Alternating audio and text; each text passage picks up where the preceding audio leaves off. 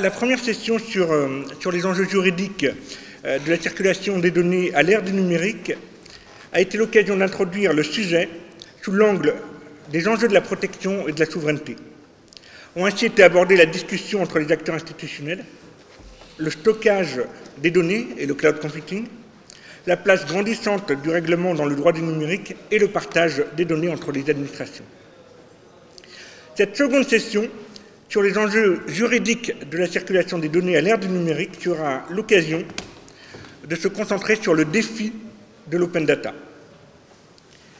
Ces défis sont nombreux, à commencer par celui que je vais évoquer désormais pour introduire cette session et lancer les débats, en traitant du renouveau de l'open data par le biais de l'émergence d'un service public des données.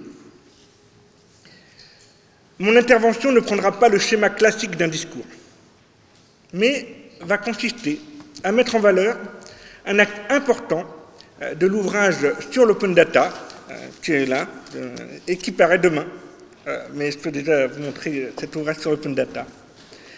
Et mon objectif, à travers cette intervention, est de vous expliquer quel a été le raisonnement qui nous a conduit à mettre en valeur la création d'un service public des données et à affirmer que l'émergence de ce service public des données pourrait conduire à un renouveau de l'open data en repensant le droit d'accès et de réutilisation des informations publiques. Un titre entier est dédié au service public des données, soit près de 100 pages. Alors, ce qui pourrait paraître aujourd'hui comme une évidence était pourtant loin de l'être initialement. La consécration d'un service public des données en tant que tel n'est apparue qu'à la fin de nos recherches. Nous cherchions une solution pour redynamiser l'open data en France, et la conception traditionnelle qui était faite pour décrire l'open data autour du droit d'accès et du droit de réutilisation des données publiques ne nous convenait pas. Elle paraissait trop classique. Et surtout, cette approche classique ne permettait pas, selon nous, de répondre aux défis de l'open data. Or, comme nous allons le montrer, repenser l'open data sous le prisme d'un service public change totalement l'approche que nous pouvons avoir de l'ouverture des données. Il faut préciser que la notion de service public que nous développons dans l'ouvrage dépasse la notion qui est prévue par le législateur. Lorsque les personnes parlent de service public des données, le plus souvent elles mentionnent un service public des données de référence, c'est-à-dire celui qui figure à l'article L321-4 du Code des relations entre le public et l'administration et qui a été introduit par l'article 14 de la Loi pour une République numérique de 2016. Cet article qualifie la mission de service public. Cet article qualifie de mission de service public la mise à disposition des données de référence en vue de faciliter leur réutilisation. Le législateur a prévu que ce service relève de la compétence de l'État, mais que toutes les administrations publiques doivent y concourir. Pour rappel, les données de référence sont celles qui sont une référence commune pour nommer, pour identifier des produits, des services, des territoires, sont celles qui font l'objet d'une réutilisation fréquente par des personnes publiques ou privées, autres que l'administration qui les détient, et elles sont celles dont la réutilisation nécessite une mise à disposition avec un niveau élevé de qualité. Le décret du 14 mars 2017 a prévu pour l'instant 9 catégories de données de référence, dont la base adresse nationale, etc. Or, il nous est apparu rapidement que limiter le service public des données au seul spectre des données de référence était insuffisant pour redonner un nouveau souffle à l'open data.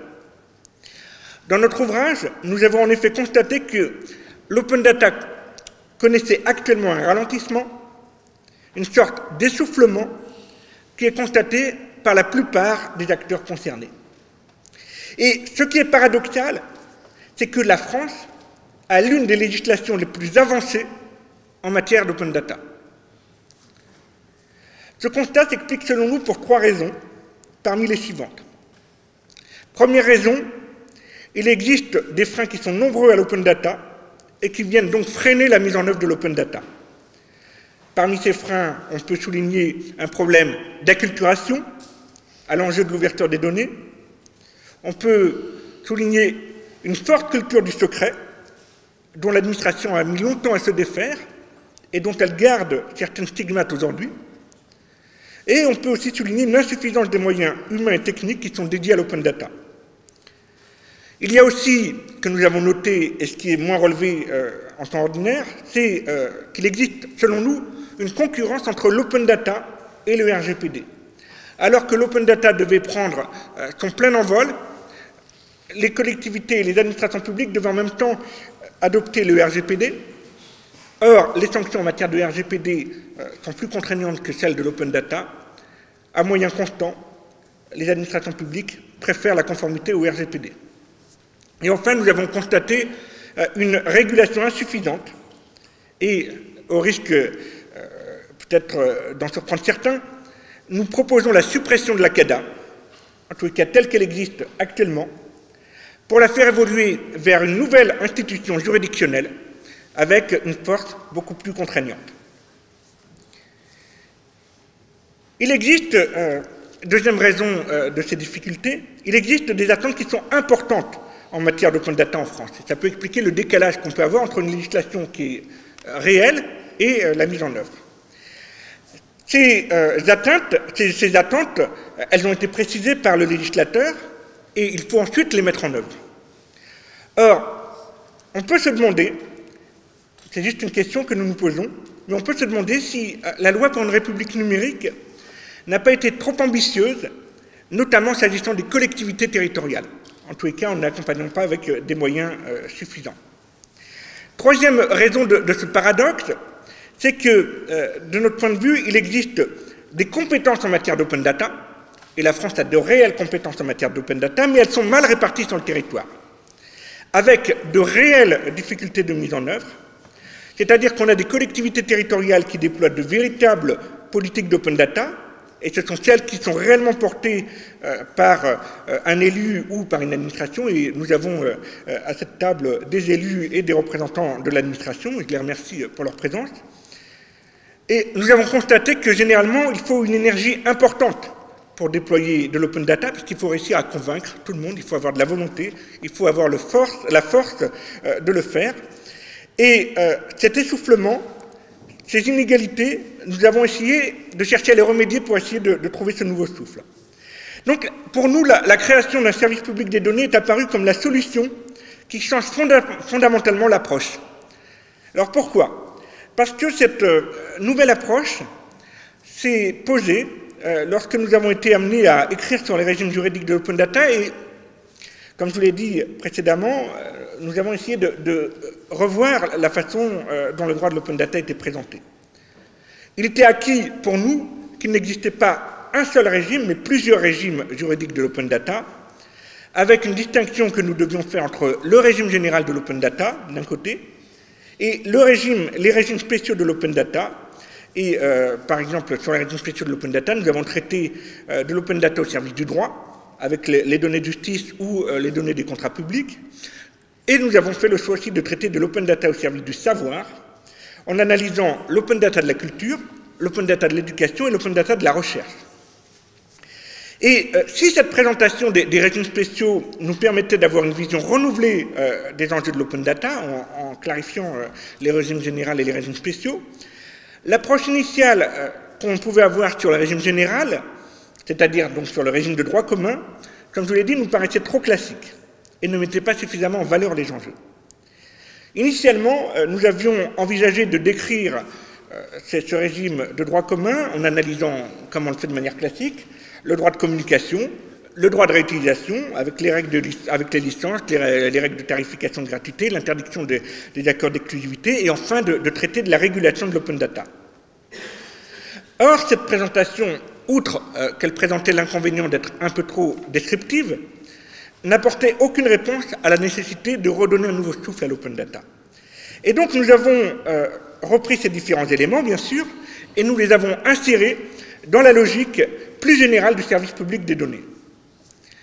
Dès lors que nous avions réussi à démontrer qu'il existait un, voire des services publics des données, la présentation de ce cadre juridique prenait une autre dimension, au moins un double titre. En premier lieu, le droit d'accès et de réutilisation devenaient des obligations de l'exécution d'un service public. Autrement dit, le demandeur ou le réutilisateur devenait un usager du service public des données, avec toutes les conséquences rattachées à cette consécration juridique, c'est-à-dire qu'une telle reconnaissance supposait que l'administration mette en place les moyens nécessaires pour assurer son obligation de service public. L'inégalité territoriale devait cesser au nom de l'égalité d'accès aux services publics, parce que pourquoi l'habitant de telle collectivité serait privilégié par rapport à celui habitant sur un autre territoire. En second lieu, dès lors que le service public des données était consacré en tant que tel, de nouvelles questions se posaient, et notamment par rapport à la gestion de celui-ci. En particulier, la question du financement de la mise à disposition des données, parfois oubliée, se posait de nouveau. Nous avons pris le parti, dans l'ouvrage, de dire que le passage à la gratuité de la réutilisation ne s'est pas accompagné de nouveaux moyens à destination des collectivités territoriales notamment. Cependant, de notre point de vue, l'erreur n'a pas été de passer à la gratuité, mais plutôt de ne pas accompagner cette transition vers un accompagnement notamment au niveau local. Et par conséquent, nous avons écrit un paragraphe en ce sens qui est intitulé « À la recherche du financement perdu ». En second lieu, reconnaître un service public des données devait, de notre point de vue, nous conduire à réfléchir à la consistance de ce service public. Autrement dit, il s'agissait de nous demander quel devait être le contenu de ce service public des données. Là aussi, sans développer, nous avons pris le parti de considérer, pour transposer au contexte des données ouvertes, une publicité bien connue pour dire qu'un service public des données qui ne rend pas service au public n'est pas un service public. Nous avons donc formulé plusieurs propositions en ce sens. Affirmer la nécessité d'un tel changement présente un réel intérêt que certains pourront qualifier de doctrinal. Cependant, dans nos propositions et notre analyse, il était essentiel pour nous de réfléchir à l'effectivité de ce nouveau paradigme. Autrement dit, la question qui a pu se poser était celle de la faisabilité de la mise en œuvre de ce service public des données, au sens élargi. Et en réalité, ce service public existe déjà pour une partie. Il suffit juste de mieux le valoriser. Par exemple, nous rappelons dans l'ouvrage que les bases de ce service public des données, y compris au niveau juridique, sont anciennes et qu'elles ont préexisté à la loi pour une république numérique. Par exemple, la loi du 12 avril 2000 met en place un service public de diffusion des textes juridiques, aujourd'hui, nous dirions, des données juridiques. Ou encore, l'INSEE a aussi une expérience ancienne en la matière, mais je ne vais pas développer parce qu'il y a une intervention qui suit sur les données statistiques. Tout au plus, dois-je dire, comme nous l'avons écrit dans notre ouvrage, que le service public des données statistiques est une expérience à capitaliser, avec d'excellentes pratiques à reprendre dans les autres administrations. La même valorisation doit exister pour le service public des données géographiques, qui existe également aujourd'hui. Le service public des données métropolitains a commencé à se déployer et il constitue, selon nous, une forme de renouveau de l'open data. Enfin, il nous a semblé important de traiter du service public des données culturelles qui est en train de se déployer actuellement. Ce service public des données culturelles est ce que nous appelons dans l'ouvrage une initiative de souveraineté européenne. Pourquoi une initiative de souveraineté européenne? Parce que tant le rôle de l'Union est important et montre la possibilité que nous avons, nous, Européens, à pouvoir nous transcender pour faire face aux géants de l'Internet, comme le montre le projet Europeana. Je dois l'avouer ici, le livre est profondément européen. Ce qui ne devrait initialement être qu'une section, puisque dans la version initiale de l'ouvrage, ça devait être une section, voire un chapitre, est finalement devenu un titre entier. C'est dire l'impact de l'Union sur le droit et la circulation des données. Mais dans le même temps, l'ouvrage est aussi une valorisation de notre expérience nationale, avec des propositions pour essayer de faire face aux défis de l'open data. Et de nouveau, ce qui ne devait initialement être qu'une section au sein de l'ouvrage, avec la notion de service public des données de référence, est finalement devenu un titre. Un ouvrage qui ne devait faire que 250 pages, le maximum que l'éditeur nous avait initialement autorisé, en fait finalement 500, et nous devons remercier LexisNexis d'avoir accepté le doublement du volume sans le répercuter sur le prix de vente.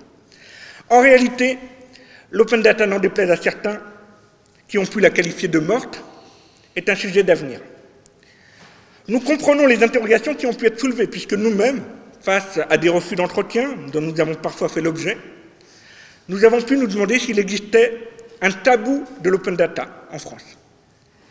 Certaines portes se refermaient quand les questions étaient trop précises, et donc il nous faut remercier ceux qui, au contraire, ont accepté de partager leur expérience.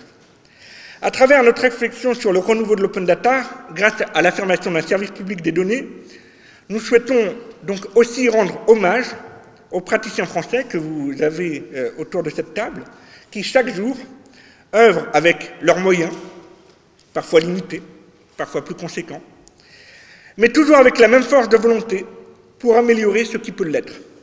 Ce sont ces praticiens qui vont désormais nous faire part de leur expérience et qui permettra de voir comment l'open data, de leur point de vue, se manifeste au niveau des institutions, voire se renouvelle. Alors, je vous propose maintenant de faire un tour d'horizon avec les différentes expériences, en commençant en traitant du renouveau de l'open data par des nouvelles pratiques. Et de ce point de vue, l'intervention du lieutenant-colonel Bossu et d'Olivier Klein va nous permettre une première approche à travers l'expérience du ministère des Armées concernant le métier de data juriste et son rôle dans le déploiement des données de référence. Mon colonel et monsieur Klein, la parole est à vous. Effectivement, nous allons vous parler d'un cas pratique de gouvernance des données au sein d'un grand ministère, le ministère des Armées. Et comme notre activité comporte deux grands volets très clairs, la partie juridique, transcription du droit, et la partie numérique, nous sommes venus à deux voix. Donc je cède la parole à Olivier Klein pour la première partie. Merci.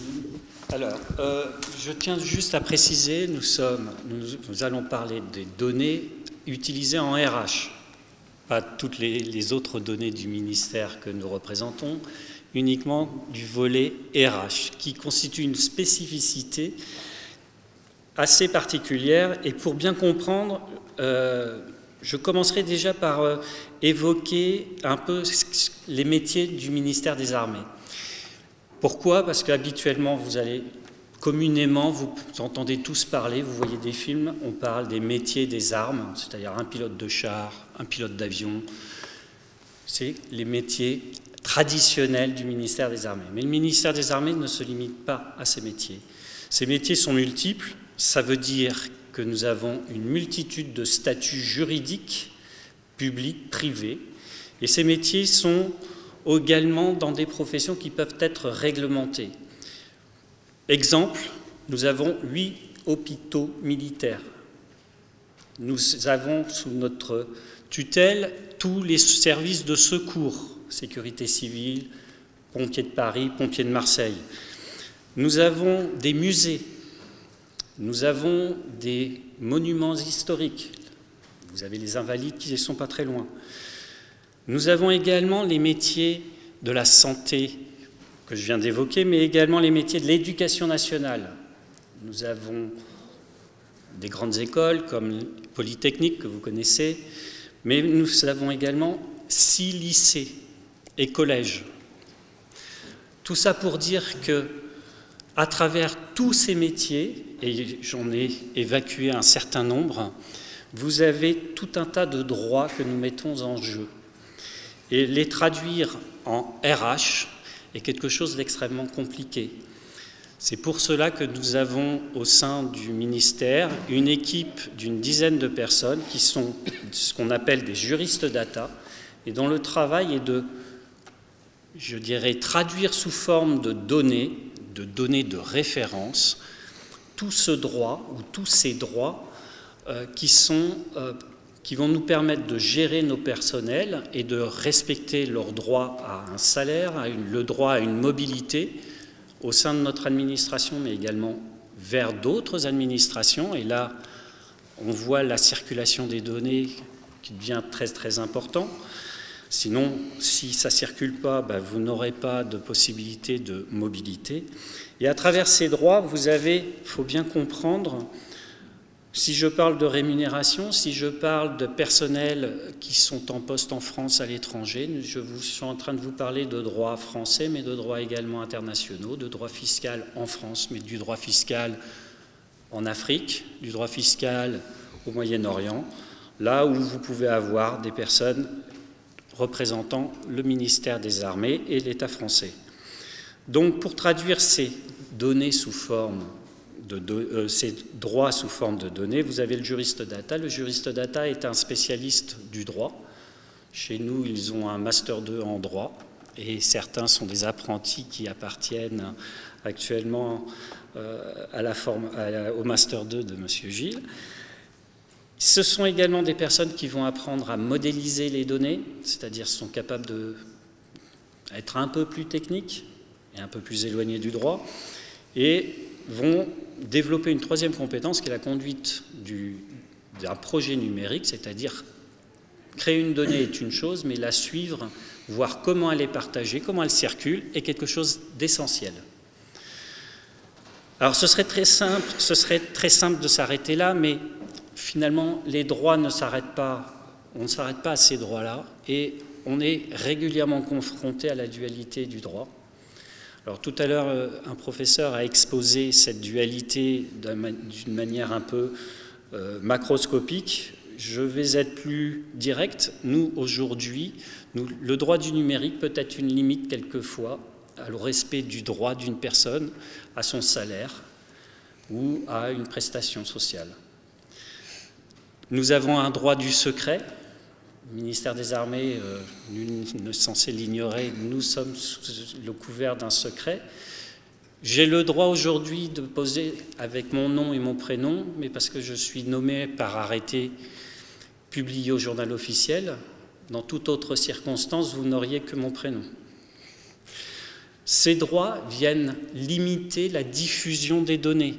En RH, vous imaginez bien que si je n'ai pas le droit de diffuser le nom, le prénom ou le numéro INSEE d'une personne, comment fais-je pour la payer? Comment je lui permets une mobilité d'une administration vers une autre administration? Voilà notre cadre juridique spécifique au RH. Il n'est pas propre au ministère des Armées, vous le retrouvez dans les autres administrations. Et pour accompagner ça, sécuriser cela, nous avons été obligés de sécuriser la donnée physiquement. Je ne vous en parlerai pas, ça c'est le travail de technicien et ça reste confidentiel. Mais il y a un premier niveau qui est celui de piloter cette circulation ou gouverner cette circulation. Et là, je passe la main au colonel Bossu qui va vous expliquer en quoi consiste cette gouvernance. Merci Olivier. Effectivement, Olivier Klein a abordé la multiplicité de populations que le ministère emploie. Il faut savoir que le ministère n'est pas un employeur, hein. Il y a plusieurs employeurs au sein du ministère. Concernant mon cas, je suis employé par l'armée de l'air. Donc, toutes les populations que Olivier a évoquées ont également leur propre employeur et donc les systèmes RH associés. Il y a donc plusieurs producteurs de données RH, sachant que la donnée RH est une donnée qui circule le plus dans nos entités. Elle est réclamée partout, hein. Dès qu'un droit doit s'appliquer à un individu, le système afférent demande de la donnée RH.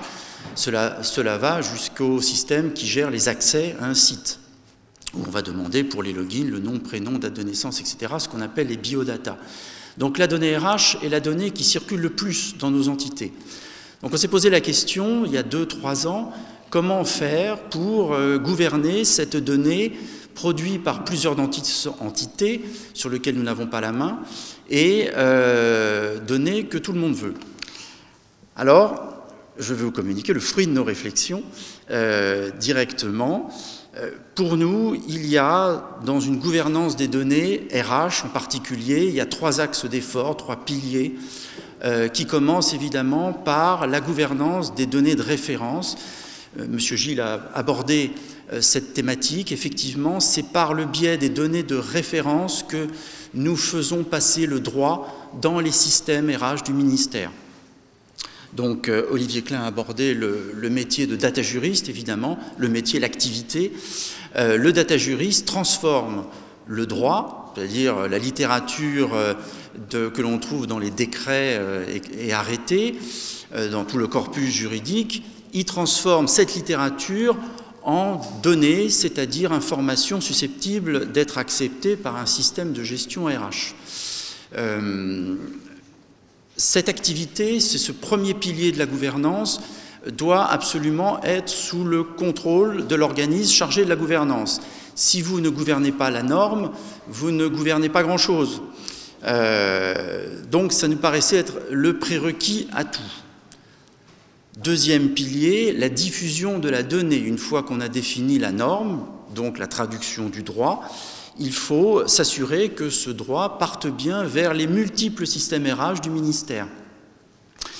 Donc là, je reviendrai un peu sur l'aspect outillage, mais là aussi, c'est un pan d'activité où on va définir une norme, alors qui est un peu plus technique, mais on va dire à tous les systèmes, ben voilà, si vous voulez la norme RH, eh bien, il faut venir nous voir et vous allez vous connecter chez nous selon telle modalité, selon tel format. Donc il faudrait aborder la thématique des métadonnées, je ne sais pas si c'est le lieu de le faire, mais ce pilier de la gouvernance, c'est aussi une gouvernance de ce qu'on appelle les métadonnées, c'est-à-dire la description des données.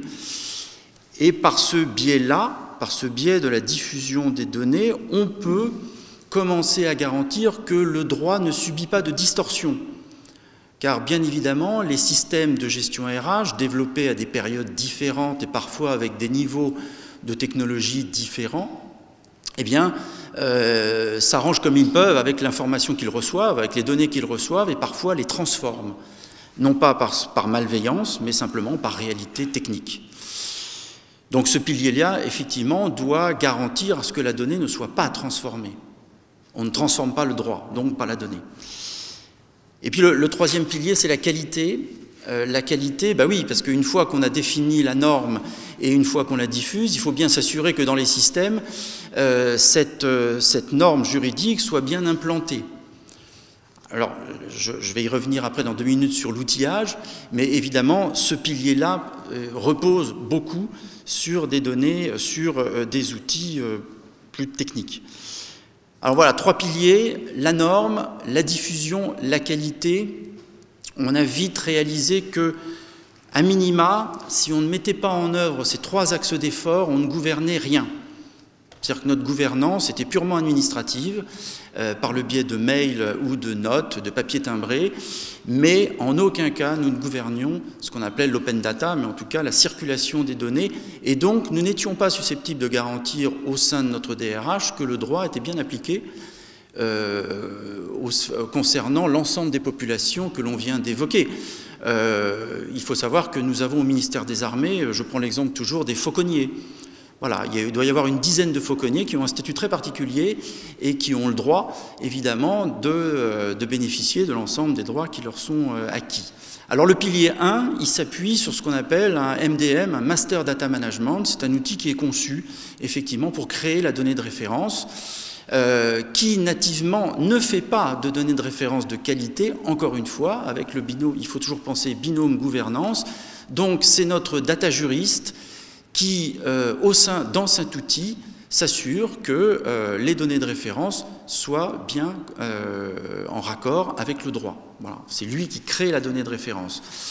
Ce MDM, il produit et diffuse la donnée de référence au sein du ministère. C'est quasiment la source exclusive, alors dans le périmètre, évidemment, de la donnée RH. C'est ce que nous avons dit au départ, c'est notre cas pratique. Voilà, donc pilier 1, vous avez le MDM et le ministère sait que c'est chez nous qu'il faut venir se chercher la donnée juridique afférente au domaine RH. Voilà. Et le MDM est bien implanté chez nous. Le deuxième outil, c'est le partage de la donnée, partage et qualité. On peut regrouper les 2 piliers ensemble. Et là, il faut aborder le sujet du lac de données. Si on veut gouverner la donnée, il faut la forcer, entre guillemets, à passer à un seul endroit. Voilà, on ne peut pas gouverner la donnée qui est dispersée au sein d'une petite cinquantaine de systèmes d'information RH. Ça n'est pas possible.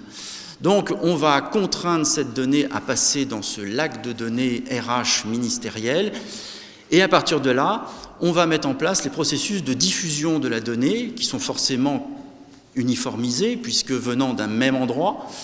Et on va appliquer toutes les requêtes de suivi de la qualité de la donnée. C'est au sein de ce lac de données qu'on va voir si effectivement notre corpus juridique se diffuse correctement au sein des systèmes. Donc voilà, on a 3 piliers.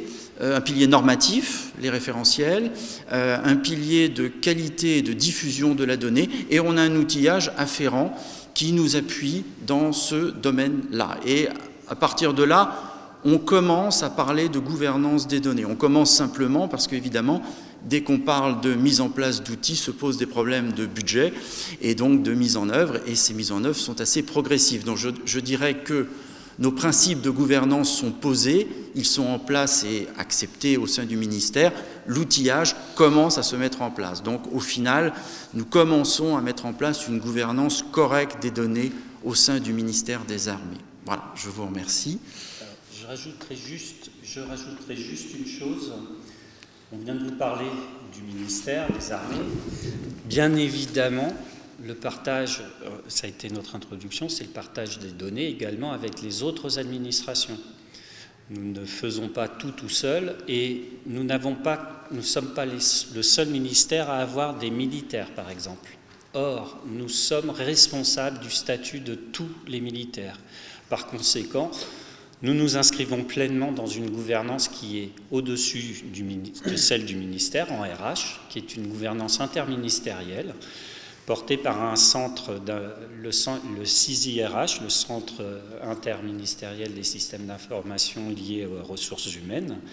Et les données de référence sont évidemment partagées avec l'ensemble des ministères et avec l'interministériel, de manière à garantir le partage de la donnée. Et un terme, je dirais, qu'on utilise plus fréquemment, mais entre systèmes d'information, l'interopérabilité. Voilà. Merci. Merci beaucoup.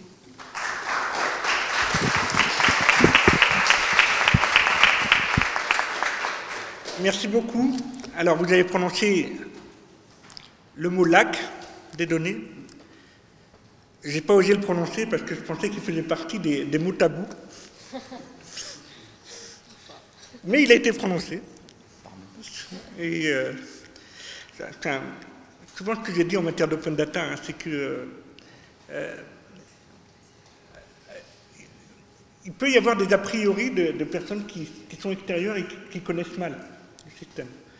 Et certaines personnes peuvent se dire, par exemple, au ministère des Armées, c'est le ministère des Armées, l'open data, la circulation des données, ça doit être compliqué.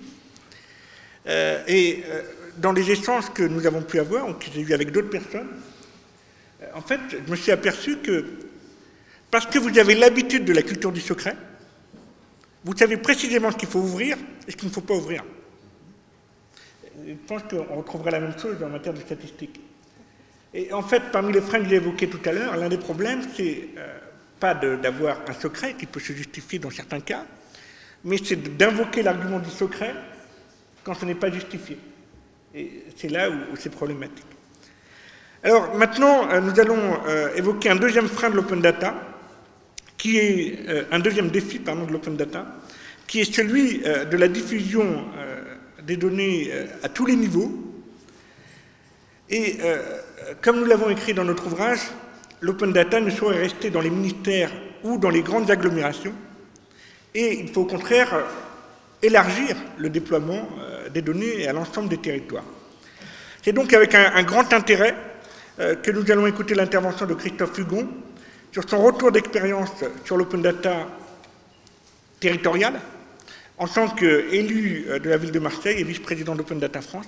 Merci pour l'invitation. Comme vous l'avez dit, je suis donc élu à la ville de Marseille au numérique responsable, donc à l'open data. J'aime bien le présenter comme ça parce que ça fait partie des responsabilités politiques.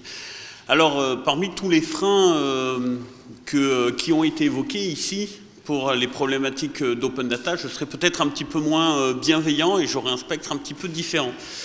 La législation est montrée comme un frein à l'open data. En tant que politique, ce que j'ai vécu dans ce ralentissement, c'est plus un refuge pour la culture du secret. C'est-à-dire qu'en réalité, on demande aux politiques d'avoir une transparence de par leur bonne volonté, sans leur garantir que tous les politiques le feront. Sachant qu'il ne faut pas l'oublier, un élu est élu, donc il est élu par rapport à son image.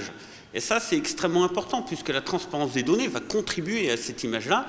Et donc, l'open data n'étant pas maîtrisé à 100%, c'est un pan de communication qui n'est pas maîtrisé.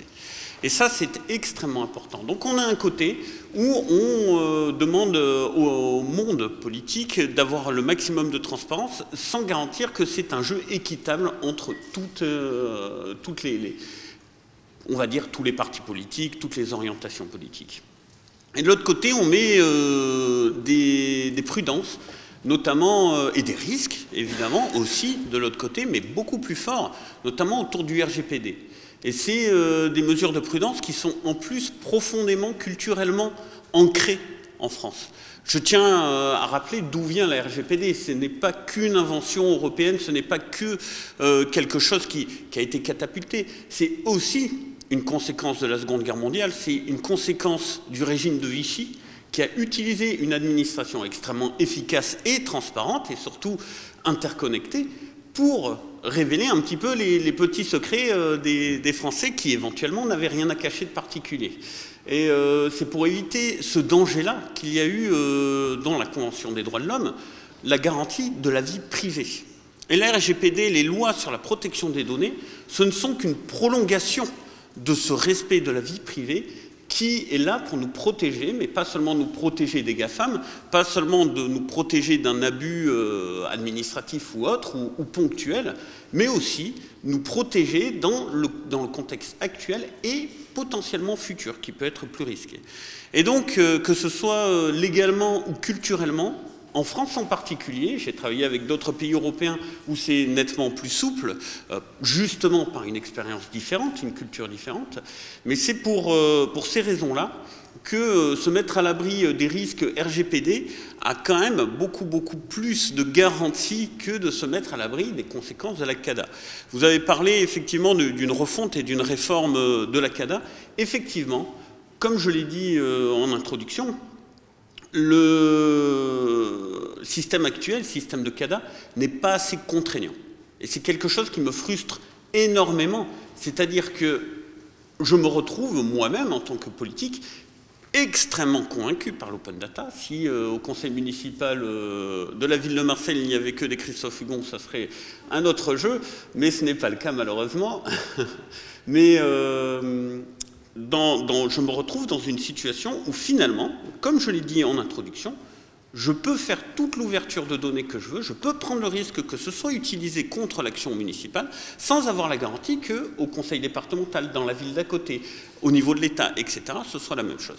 Et c'est le manque d'acculturation des conséquences de l'ouverture des données à la classe politique qui fait le plus de dégâts. Parce que, je le dis très clairement, moi je sais d'expérience que l'ouverture des données n'a que des conséquences positives. Je peux donner l'exemple le plus percutant, le plus politique que j'ai vécu à la ville de Marseille.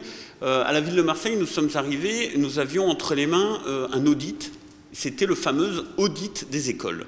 Alors, vous le savez, c'est un peu de notoriété publique, la situation des écoles à Marseille, du moins quand nous sommes arrivés, était catastrophique. La question qui se posait, il y avait une demande, cet audit-là, c'est un document d'intérêt public. La loi vous oblige, si on vous le demande, à le publier. Et ça a été une demande des parents d'élèves, une demande qui était très forte. Donc je me suis battu avec mon collègue Pierre-Marie Ganozzi aux écoles pour que ce soit ouvert. On le souhaitait, on le voulait. Or, dans cet audit, il y avait des photographies. Des photographies d'écoles vides, bien sûr, mais où à droite à gauche on pouvait voir quelqu'un qui regardait par la fenêtre, on pouvait voir les photos des élèves sur les porte-manteaux, ce genre de choses, sur des centaines et des centaines et des centaines de pages. Donc l'une des pensées, l'une des propositions qui a été faite, ça a été ce que j'évoquais, faire un refuge, dire ce n'est pas RGPD, ce document n'est pas RGPD, il y a des centaines et des centaines de pages, c'est un travail beaucoup trop qui entrave l'activité de l'administration, et effectivement, si on s'était amusé à caviarder toutes les photographies, ça aurait été problématique. Il se trouve qu'on a trouvé une solution technique en dégradant les photographies, en gardant leur intention première, mais en rendant absolument tout visage non reconnaissable, et on les a publiées. Immédiatement, une grande partie des tensions autour des problématiques des écoles est tombée. Et les gens sont passés d'un état d'esprit de méfiance, dans quoi j'envoie mes enfants, dans quel type d'école j'envoie mes enfants, à ok, j'observe les chantiers et les travaux qui ont été faits, qui sont faits et qui ont été faits, qui sont en train d'être faits.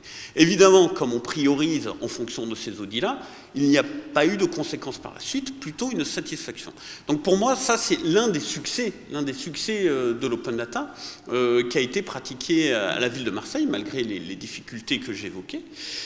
Et là, on arrive aussi à la problématique de l'usage. C'est-à-dire que c'est un succès parce que l'usage de ces données était garanti.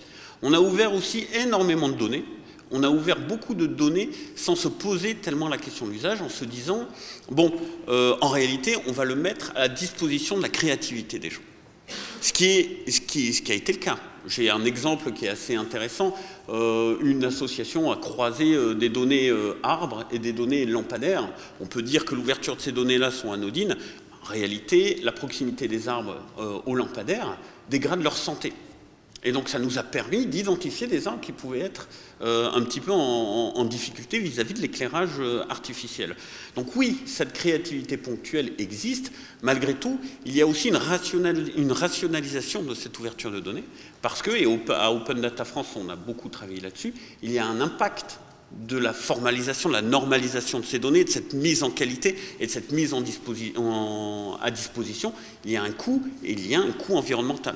Donc à partir de là, il y a une rationalisation, on passe d'une phase où l'objectif était d'ouvrir le maximum, le plus rapidement possible et le mieux possible, à on normalise, on établit des normes, c'est aussi l'un des travaux d'Open Data France, parce que si on ne peut pas comparer les données de Strasbourg, de Marseille et de Paris, ça n'a pas tellement de sens, on limite un petit peu le travail, ou alors on ouvre un nouveau chantier. Et donc il y a un travail profond de normalisation, mais aussi de travail avec les acteurs de territoire, qu'ils soient associatifs, entreprises, ou tout autre, politique même éventuellement, pour identifier les données qui ont pas forcément une utilisation directe, mais un potentiel réel. Et ça, je pense que c'est extrêmement intéressant et c'est aussi une priorité pour restimuler. Parce que si, au lieu d'avoir des milliers de jeux de données utilisés en moyenne 2-3 fois, on en avait une centaine qui étaient utilisés 20-30 fois et quasiment systématiquement à bon escient, la confiance et l'acculturation auraient été beaucoup plus fortes. Parce qu'aujourd'hui, on a un petit peu une sorte de discours de « il faut ouvrir pour les acteurs, ah ok, et donc quelles ont été les utilisations ?» On montre les données, 2 fois celle-ci, 1 fois celle-là, etc. Il y a quelque chose qui est très souvent 0 fois malheureusement. Quelque chose qui est un petit peu difficile. Pour terminer, et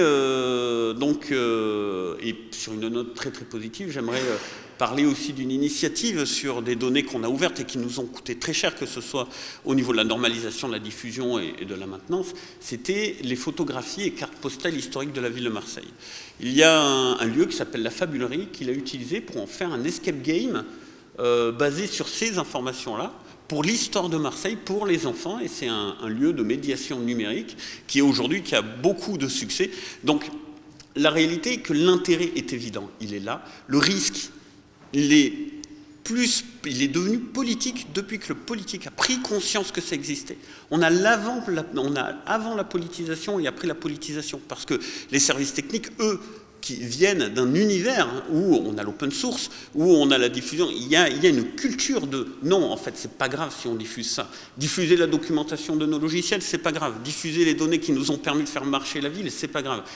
En soi, je pense qu'ils ont raison, mais depuis qu'il y a cette politisation, aujourd'hui, pour moi, Le travail fondateur, le pilier qui va nous permettre d'avoir un nouveau souffle, c'est surtout l'acculturation au risque réel des politiques de l'open data. Je vous remercie. Nous avons vu comme deuxième enjeu de l'open data les lacunes qui peuvent freiner la diffusion des données avec un constat que nous partageons. Et parmi lesquels figure la concurrence entre les RGPD et l'open data, et je crois que c'est un réel problème de savoir trouver la place respective du RGPD et de l'ouverture des données. Un troisième défi, et dans la continuité de ce que nous venons de dire, c'est d'articuler le secret avec l'ouverture des données. Dans notre ouvrage avec Irène Bodanna, nous avons montré que le secret est un véritable défi pour les administrations. Passer à l'open data suppose de mettre un terme à la culture du secret. Malheureusement, la culture du secret existe depuis la création de l'administration française. Ce secret est un frein, et c'est un frein qui peut constituer de multiples formes. J'ai tendance à dire que quand il y a un secret qui ne fonctionne pas, on peut vous sortir un autre secret, et si celui-ci ne fonctionne pas, on peut vous ressortir une autre forme de secret. C'est vrai qu'en travaillant sur ces enjeux, nous avons vu la multiplicité des secrets qui peuvent être invoqués, et honnêtement, je ne pensais pas qu'il y avait autant de formes de secrets qui pouvaient être avancées pour refuser une ouverture. Ceci étant, certains secrets sont justifiés, et de ce point de vue, le secret statistique, dès lors qu'il est utilisé de manière légitime, peut l'être.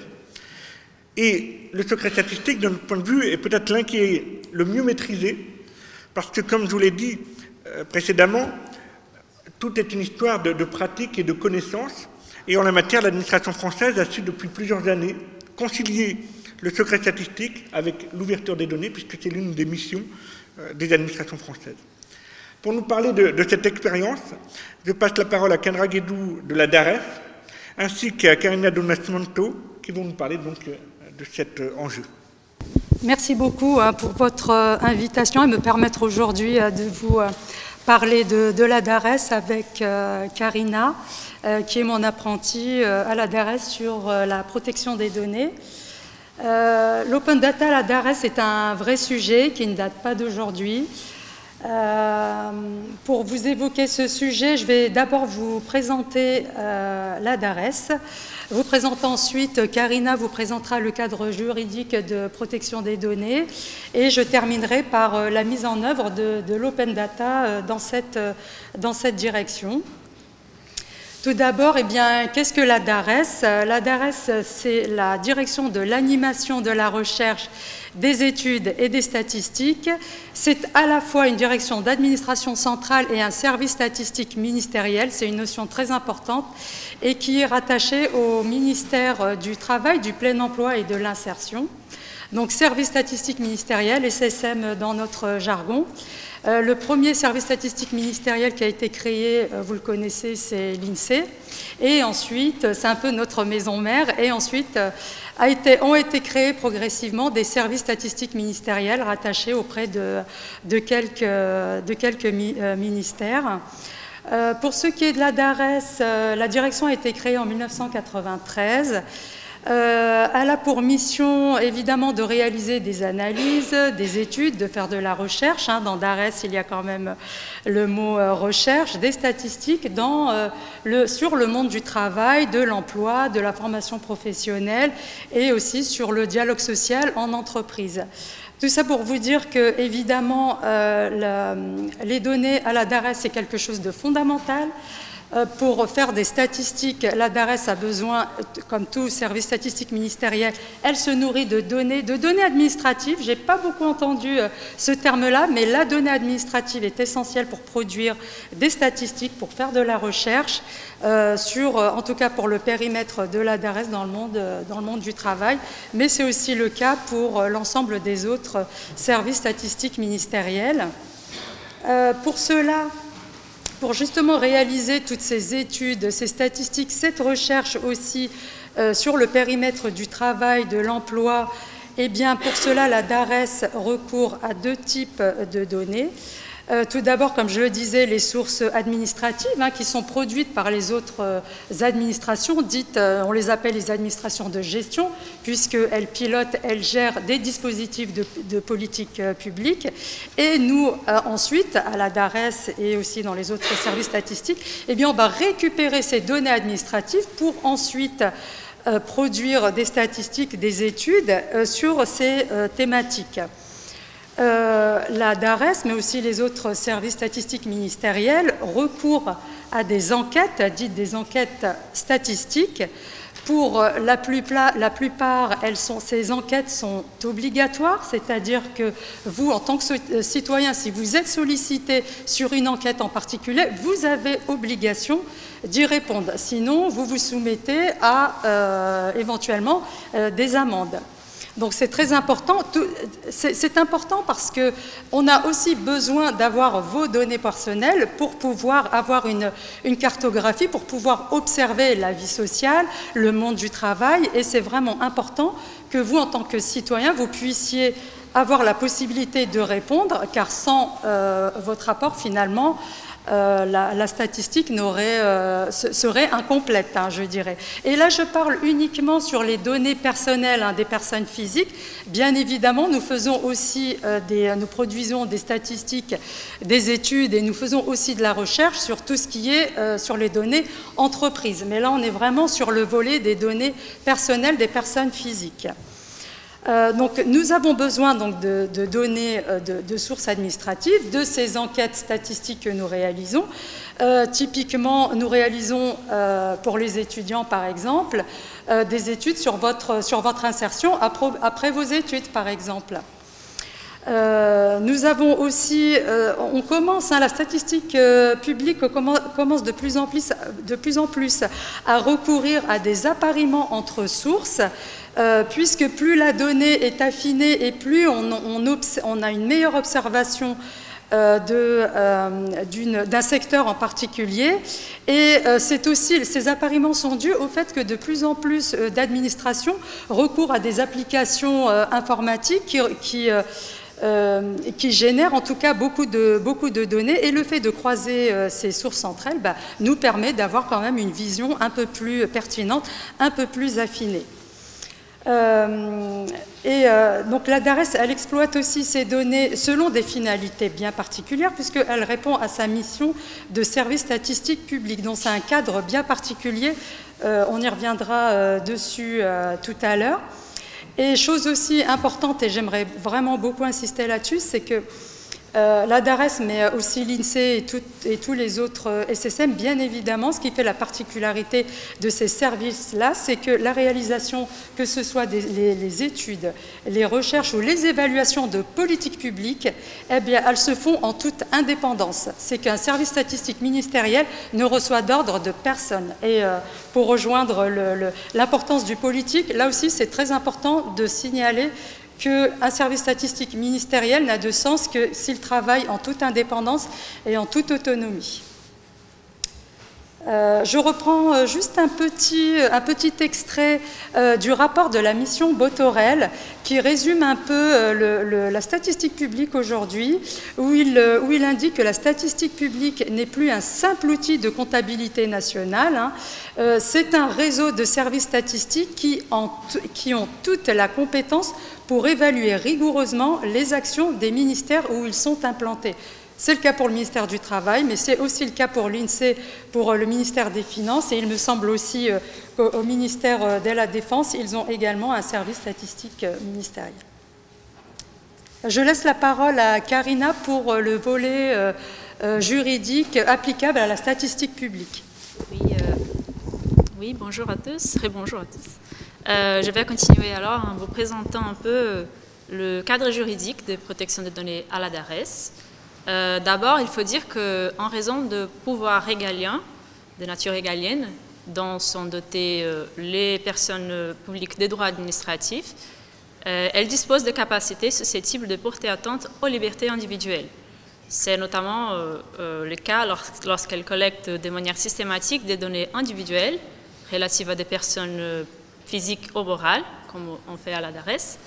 Alors, toute collecte de ce type, elle doit être strictement encadrée. Je vais commencer par un petit focus sur la loi alors de 7 juin 1951 sur l'obligation, la coordination et le secret en matière de statistique. C'est corpus juridique relativement ancien, qui est le texte de base de la statistique publique.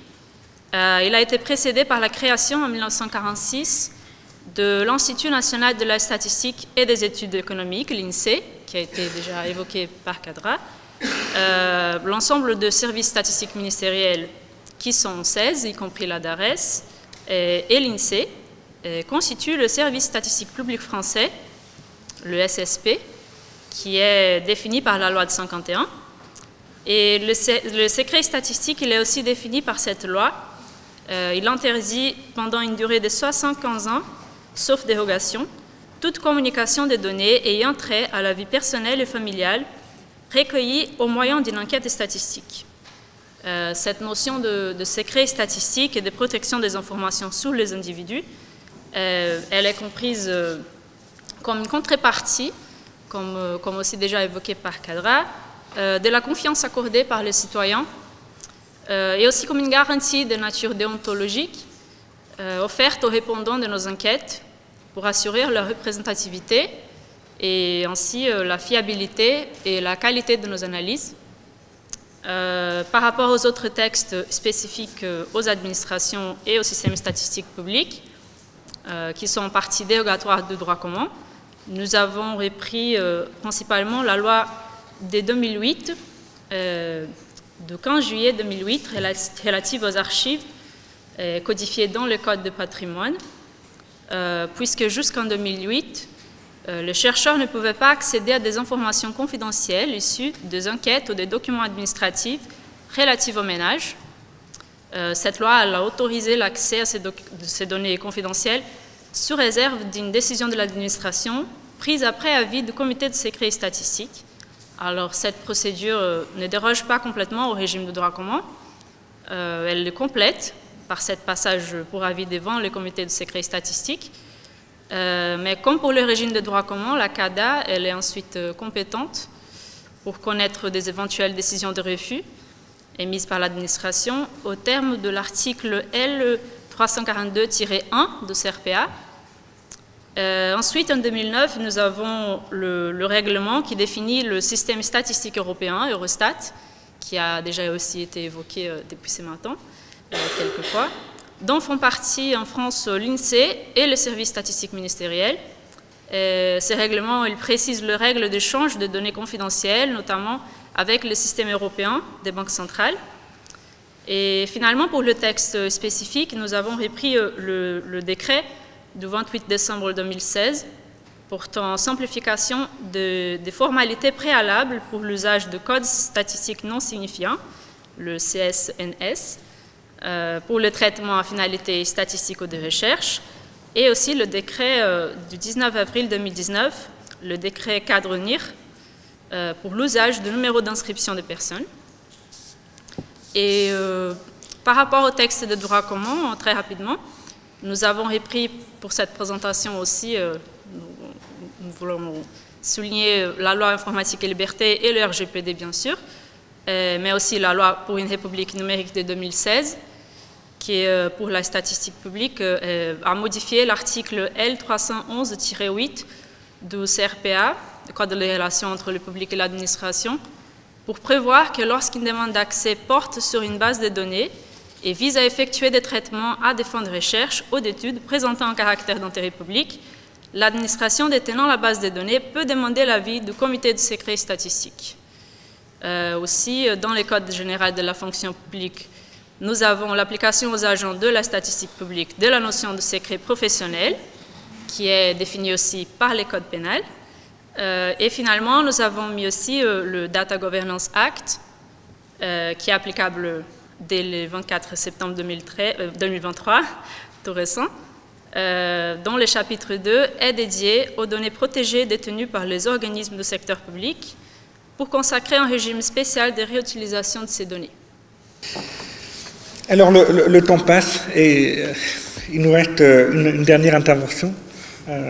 Pour présenter cette intervention, je voudrais vous dire qu'elle s'inscrit véritablement dans notre volonté d'élargir la notion d'open data et de considérer que dans une vision renouvelée de l'open data, on pourrait considérer que finalement l'open data, ce n'est pas simplement la mise à disposition du public en vue d'une réutilisation comme on l'entend de manière traditionnelle, mais c'est tout simplement les différents cas de réutilisation ou de partage de données par une personne autre que celle qui est à l'origine de sa création, et qui en fait aussi est une forme d'ouverture des données.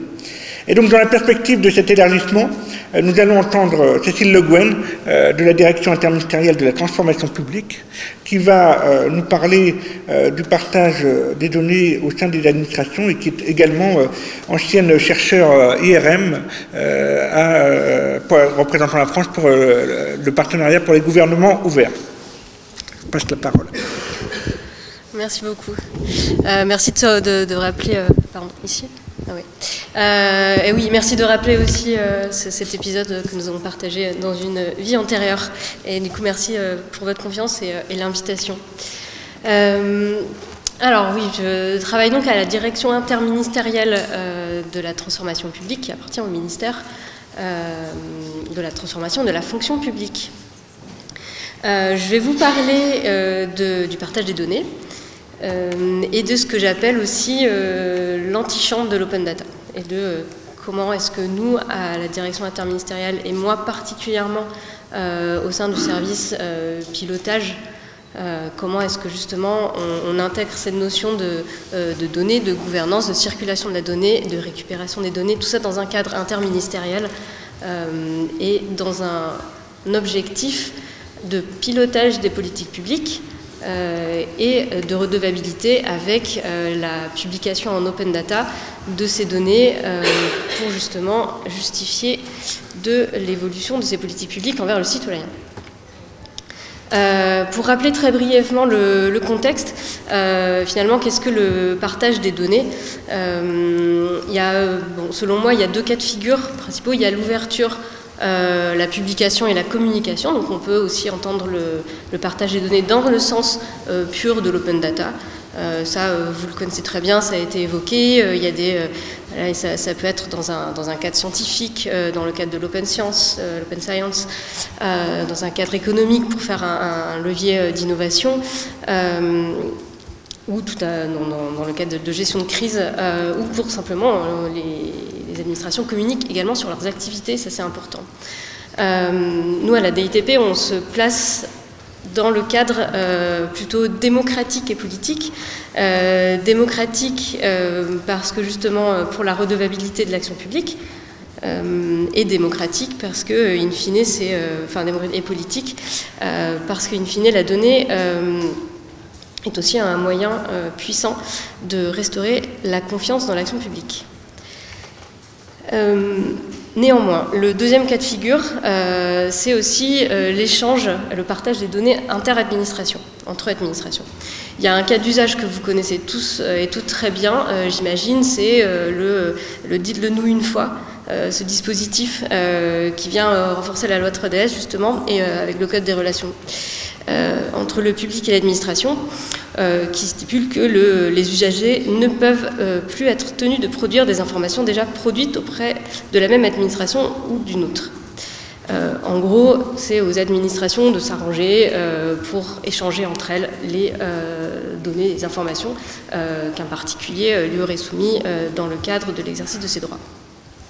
Donc ça, c'est un cas d'usage particulier. Il y a un autre cas d'usage, c'est l'échange inter-administration, mais vraiment dans un cadre très interne pour, tout simplement, pour piloter l'action publique.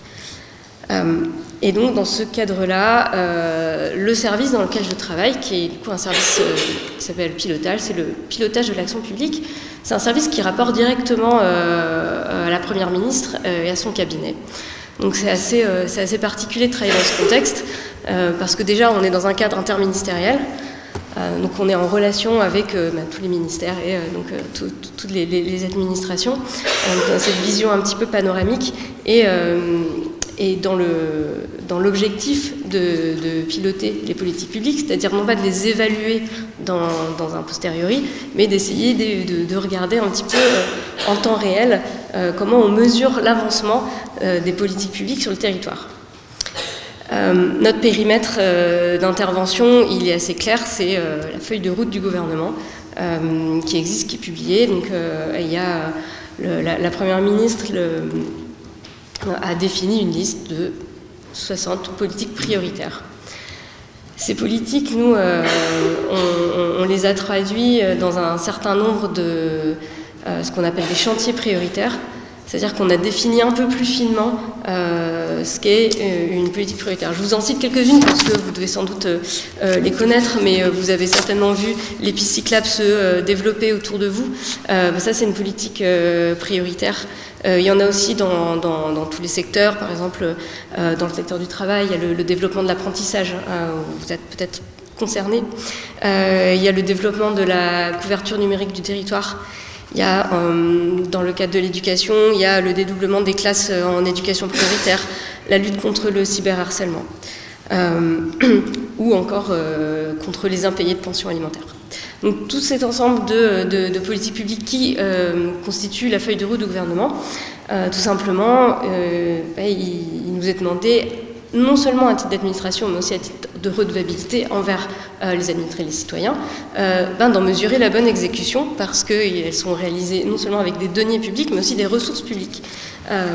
Donc c'est tout à fait normal et important que l'administration se dote d'une méthode de pilotage, d'outils de pilotage et de matière vivante de pilotage, à savoir les données.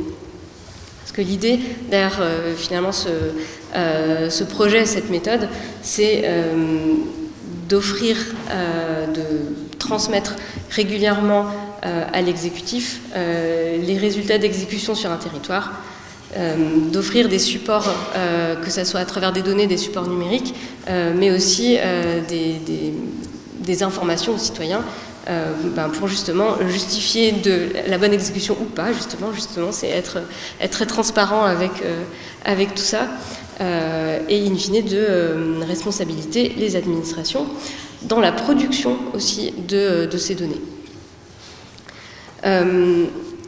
Et donc, nous, on a fait face à plusieurs défis. Donc, j'ai beaucoup entendu parler de standardisation. Typiquement, on a été confrontés à ce sujet, puisque pour offrir justement cette vue d'ensemble de progrès et pour avoir justement diffuser cette méthode de pilotage des politiques publiques par la donnée, il a fallu collecter tout un ensemble de jeux de données dans tous les ministères et du coup d'aller frapper littéralement à la porte de chacune des administrations pour les récupérer des jeux de données qui sont au nombre de 750. Et donc là, voilà, il y a un service de 15 personnes qui littéralement prend son bâton de pèlerin et du coup va taper aux différentes portes. Donc merci au service statistique, merci au DNUM, merci justement à toutes ces instances qui existent déjà justement au sein des ministères. Donc ça peut être des lacs de données, ça peut être justement des statistiques, ça peut être tout un tas de dispositifs qui existent déjà pour collecter la donnée, que nous, on va aller récupérer. Et vous imaginez bien que tout existe dans des formats, des façons de voir et de mesurer très différentes. Et c'est bien normal. Et donc, dans ces cas-là, nous, on a refait aussi, non pas un lac de données, mais presque, on a refait une base de données générale. On a standardisé tout ça dans cette méthode de pilotage. En fait, c'est assez simple. Ce qu'on demande, ce qu'on essaye de voir, ce qu'on transmet, que ce soit aux citoyens ou aux administrations, c'est de se dire, de quantifier l'impact des résultats de l'action publique. C'est de se dire, on part d'un point de départ, on se fixe un objectif, et ça, on peut le faire, on essaye de le faire avec une vision nationale, et on essaye de le faire aussi avec une vision territoriale, départementale, régionale, parce qu'évidemment, se fixer des grands objectifs au national, c'est-à-dire se fixer des valeurs, c'est bien, mais il y a forcément des spécificités dans chaque territoire et il faut en tenir compte. Et donc cette méthode de pilotage, elle passe par cette gouvernance-là, par cette méthode qui est de définir en fait un chiffre de départ, un chiffre à l'arrivée, et du coup ça fixe la trajectoire dans chaque département et de mesurer justement à travers des mises à jour régulières de données, c'est pour ça qu'on va les récupérer un petit peu à droite et à gauche, pour essayer de mesurer le progrès de tout ça. Et ça constitue un standard. Et un peu comme disait, comme le code is law et law is code, nous on a vraiment traduit tous ces objectifs de gouvernance qui sont par ailleurs dans notre circulaire de Premier ministre. Donc on traduit des textes législatifs en standard et en schéma de données. On s'est aussi bien sûr posé la question du cycle de vie de ces données-là. Justement, avant d'aller récupérer les données, on s'est aussi posé la question de où est-ce qu'on va les stocker, comment on les prépare, comment on les retransmet, etc. Et tout à l'heure, j'évoquais cette notion d'antichambre de l'open data, parce que dans un premier temps, ces données qui ont sans doute le potentiel pour être ouvertes, publiques, publiées et communiquées sous une communication politique, la plupart du temps, avant d'en arriver là, et c'est bien l'objectif final dans lequel on travaille, on passe par tout un tas d'étapes qui consistent à les préparer et justement à en proposer le pilotage et certains arbitrages. Donc en fait, on fait de l'informatique décisionnelle de l'État au sein de la DITP. Et justement, au long de cette méthode, avec l'objectif final de les publier en open data, toutes ces données, et de le retransmettre aux citoyens d'ailleurs à travers un outil numérique qui est disponible sur le site du gouvernement qui s'appelle le baromètre des résultats de l'action publique. Vous pouvez aller le voir, il est mis à jour de manière, on essaye, trimestrielle ou semestrielle. Et ça, c'est assez difficile à faire aussi parce que on n'est pas complètement dans du temps réel. C'est très difficile d'avoir des données d'exécution d'action publique en temps réel, surtout sur des nouvelles politiques publiques qui arrivent souvent avec un nouveau gouvernement. C'est normal parce qu'il n'y a pas, on ne sait pas les mesurer encore. Il n'y a pas souvent il y a des études, des enquêtes, des baromètres, etc. Tout un tas d'outils qui consistent à faire remonter des données des états des lieux. Et ça, on ne peut pas le suivre en temps réel, c'est aussi normal. Donc voilà, on doit tout le temps naviguer entre mettre à disposition du public des données qui ne sont pas des données finales d'exécution, mais qui sont en fait un intermédiaire. Et dans le cadre de ce que j'appelle cette antichambre de l'open data, et bien justement, on regarde tous les statuts juridiques de toutes ces données. Parfois, elles sont sensibles. Alors nous, évidemment, on récolte et on analyse. Notre matière de données, c'est la donnée qui est de toute façon agrégée à un niveau départemental. Donc on n'est jamais sur de la donnée personnelle. Donc toutes ces contraintes-là, on les évacue. Sont des politiques publiques qui ne sont pas confidentielles puisqu'elles sont communiquées justement par les ministres, les ministères et le gouvernement. Donc on n'est pas non plus sur quelque chose des politiques publiques très très très confidentielles. Donc ça, on évacue aussi souvent tous les secrets qui sont liés à ça. Néanmoins, on est dans de la donnée qui est quand même qui peut être sensible politiquement. Et donc les cabinets ministériels aiment bien les regarder, les valider, en avoir connaissance avant qu'elles soient publiées. Et donc dans toute notre démarche d'open data finalement, dans cette antichambre, on regarde toutes ces contraintes, toutes ces limitations. On s'assure avec chaque cabinet de chaque ministère que tout est bien OK. Il y a une réunion interministérielle qui est organisée pour que tout le monde valide le fait que toutes ces données, tous ces jeux de données seront en effet bien publiés et que tout le monde est bien d'accord avec ça. L'assise juridique, elle est là, elle est ferme, elle existe. C'est bien de la rappeler, mais c'est parfois pas suffisant. Il faut quand même toujours monter au créneau et toujours le rappeler, rappeler toutes les obligations réglementaires qui nous incombent en tant qu'administration et toutes les obligations qu'on a aussi envers le citoyen.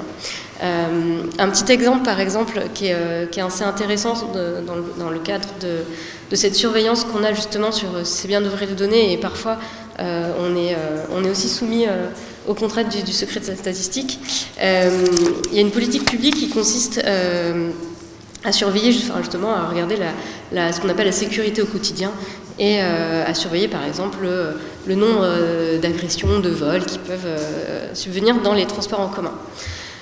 Et donc, dans ces cas-là, on demande à l'administration, au ministère de l'Intérieur, de nous faire remonter toutes ces données qui sont bien sûr agrégées département par département sur, par exemple, un nombre de vols ou d'agressions dans les transports en commun.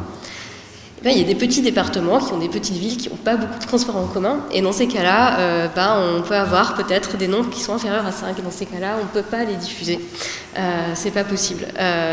Et donc, on est aussi confronté assez souvent à ce dialogue entre, on doit être redevable, on doit quand même présenter des résultats, parce que c'est le but dans lequel on engage les ressources et les finances, mais on doit quand même aussi protéger justement les administrés. Donc, dans ces cas-là, on fait un monde honorable, et du coup, ça fait partie aussi de l'exercice de dire qu'on est limité et que du coup, tout ça est OK. Finalement, tout ça, je vais conclure sur le fait que toute cette méthode de pilotage de l'action publique par la donnée implique des prérequis que j'ai pas mal entendus dans les différentes interventions. Le premier, c'est l'industrialisation de tout ça, c'est-à-dire en fait mettre en place des autoroutes de récupération de données, des infrastructures de partage. J'ai entendu des lacs de données, on peut parler des API aussi, on peut parler de la standardisation et bien sûr de l'interopérabilité. Ça, c'est vraiment les outils incontournables de mise en place de ce système de pilotage. Et enfin, pour inciter à la qualité de ces données et à ce partage de ces données inter-administration, bien sûr, il y a l'acculturation et la conduite du changement.